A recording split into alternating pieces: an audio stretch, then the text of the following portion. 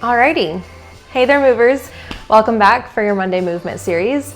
Little side note, when I was making this video, I missed my window to get to the gym. And so I was like, well, who needs a gym when you have a tower or reformer? There's just something about like lifting heavy weights that really I love it. But I'm using what I got and I'm gonna share it with you. So this is a workout that I would normally do on a Wednesday or like a Tuesday after I hit the gym on Sunday. So I usually do a split full body. So I do like Monday, Wednesday, Friday, or a Sunday, Tuesday, Thursday kind of sequence where it's a full body workout, like guaranteed to hit all parts of the body. So for setup, it's going to be very important. We want to make sure that everything is in position so that the transitions are very seamless as we're moving. So we have our push through bar at the middle setting hooked in at that safety strap. There's no springs loaded. We're not going to be moving it. It's just there for us to put our feet onto. We're going to be bridging here. Your purple springs are at the third eyelet from the bottom with the foot loops attached. So foot loops or foot straps attached. Your yellow springs are at the very bottom or first eyelet with your handles attached on both sides, obviously. We have your short box here, and this will depend on like how long your torso is, how long your legs are. So adjust accordingly. We want it to hit you right where your bra strap line hits, or like right where you would wear a heart rate monitor under the scapula. Then at the very front of my reformer, tower is the bar. So if you have a belly strap, if you're using a Cadillac, or just a bar that you can put your feet under, maybe a couch if you're doing this at home, and kind of rigging up things for you to move through, something for you to put your feet under, okay? All right, so let's go ahead and get started. Remember that bar is on the middle setting here. You're gonna sit yourself in front of the box. Your shoulder blades are gonna hit right at the box. We're gonna bring our feet to the bar there.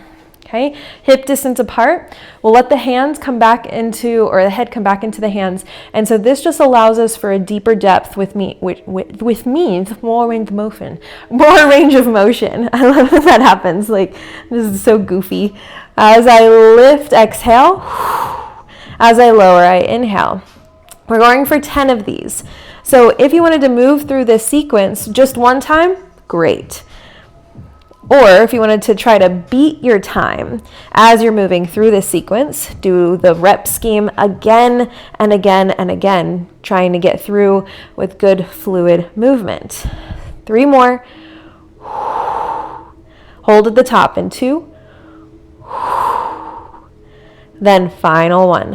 Hold here. Open, close those knees out and in. 8, 7, 6, 5, 4, 3, 2, hold, and then pulse the hips up. 10, 9, 8, 7, go to burnout. 6, 5, 4, 3, 2, and then come all the way back down. You're taking your feet off of the bar and now hooking your safety strap up onto the top notch for some inverted rows. Once it's hooked in place, you have the option to use that box or just place it out of the way. I'm gonna scooch mine out of the way here. Feet are planted onto your mat there, palms away from you, and you wanna have your heart lined up right underneath of that bar. First, bridge those hips up again, back into that booty engagement for an inverted row. You're gonna pull your chest towards the bar for 10, 9, 8, make sure pelvic floor is engaged. So Pilates isn't about just moving onto the reformer. 5 more. It's about being able to control every single movement, no matter where you are in your day, in your life. 2, then 1. Lower back down. Ooh, awesome. Then from there, stand yourself up. We come into a lunge sequence here. So starting into a proposal pose, hands are onto that bar to start. Tuck the back toes, then reach your body forward, keeping that front knee bent. You come down, your body comes up, and then tip the body forward. You're looking down into that space under the push-through bar. So what this is doing is really isolating how much that right glute is working for you, how much that right quad is working for you. Arms, you don't even have to use them, but that bar is there just to help you maintain that balance. 5, 4, 3, 2, then 1. Step forward with the left, back with the right. Lean forward, look over that bar, down to your toes. Then come down, tap the right knee, reach back forward with the body. 2, 3, 4. Imagine that you've got head to heel alignment. Last 2. Good. Then final 1. All right, take a stretch first. So now you can rest your hands onto that bar. Kind of wag your tail side to side. Maybe reaching those arms long. Step forward, switch to that right side. All right, and then you're gonna push that bar through just to get it out of the way. Let it catch back onto that safety strap and bring yourself down. This is where the purple straps and the yellow straps come in. Line yourself up so that your head is almost towards the end of that back of the reformer or the carriage or your mat. Okay. If you want more tension, you would walk yourself away from those bars. I like to kind of hold on to them there. So elbows are at like a 90-degree position. Legs start at tabletop, about hip distance apart. Engage through the core, maintain neutral spine. Press into the hands and sink those shoulders down and back. Go for 10, 5, 8, 7, 6, making sure that you're not curling. 5, through the spine. 4, 3, legs stay long. Into, and then 1. So now from there, flutter those feet. Keep that spine super strong. Spine long, core strong. 5, 4, 3, 2, 1. Bend the knees in and take the feet down to then push yourself away a little bit more. So try to get now to long arm position. So now just lengthening through the arms will help you to find more tension into those straps. Find your neutral spine position, hip points straight towards the ceiling. We only come back to tabletop with those legs, knees above hips. To start, press, then pull. 6, sink the shoulders down the back. Push through the bars. 5, 4, 3, 2, and then hold those legs long. Go for those flutter kicks for 10, 9, 8, 7, 6, 5, 4, 3, 2, and 1. You can let those legs lift up for a nice hamstring stretch. You can grab onto the purple or silver knobs there. Maybe opening those legs out to the side, get that deep inner thigh stretch, or maybe even into a butterfly stretch. And then take those straps off, let them fall down, and bring the yellow handles into your hands. All right, so now from here, let's bring ourselves away so we've got some more tension into, actually I'm gonna bring my yellow springs up a notch. Sorry for setup.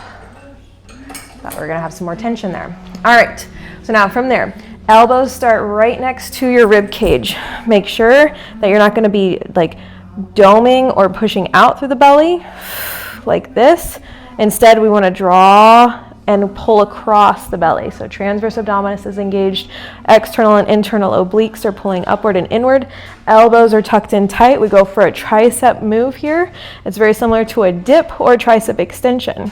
We reach those arms long, and when you lift those legs to tabletop, engaging through the core, you have the option to keep your chest lifted position to engage even more through the core. Just make sure you don't feel it through the neck. 5, 4, 3, 2, then 1. We're gonna hit that one more time. Take a moment, take a rest. If you want more tension, scooch away from the anchor points of the yellow springs. When you're ready, elbows down, tension starts into those springs. Curl up, wrap those ribs towards the hips, lift one leg, then both legs to tabletop. Stretch, bend, stretch, bend.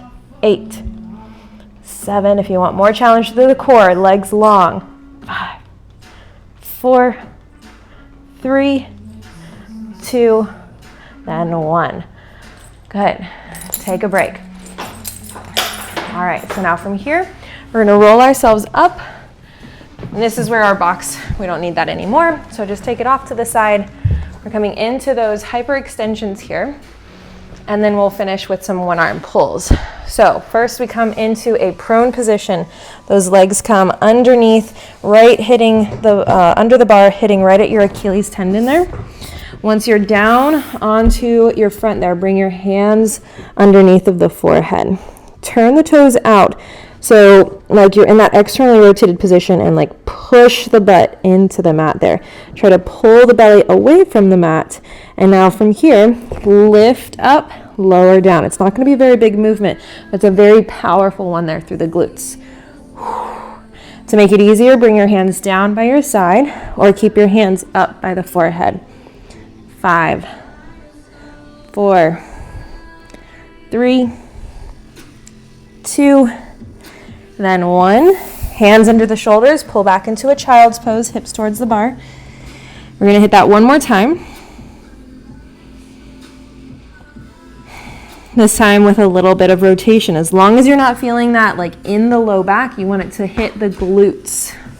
Slide forward, turn those toes out, sink that pubic bone into the mat. Now this time with the arms down by your side, I want you to lift yourself away and then rotate. Try to lift that right arm a little higher. Down, twist to the left, down to the right, down. 5 each side. We got 2 more. Right, left, 1 more on the right, then left. Hands under the shoulders. Pull yourself back into that child's pose. If it feels better to go into your cat spine, go ahead and round through the spine there. And then come into your cow spine. All right. So now I'm going to step off to the right side of my carriage there. Oops. Make sure that your yellow spring, wherever you ended up keeping it, either on the lower or middle rung there. Right arm, start there for a one-armed face pull. So hitting those rear delts, a little bit of biceps, a little bit of the back with the lats there and the traps. So square up your body with that pull where the anchor point is coming from. We want to make sure that we're not twisting through the body when we pull it back. Everything is energized. Drive down into the feet, sink into the knees, and slight bend into the hips with your tailbone heavy. You'd even place your hands onto your hips to feel if anything's twisting there as you pull to the face and then reach that arm forward. 10 of these. 7, 6, 5, 4, 3, 2, then 1. Go for a low row. 10, 9, 8, 6, 5, 4, 3, 2, then 1. We'll come back to that right side after we hit it on the left.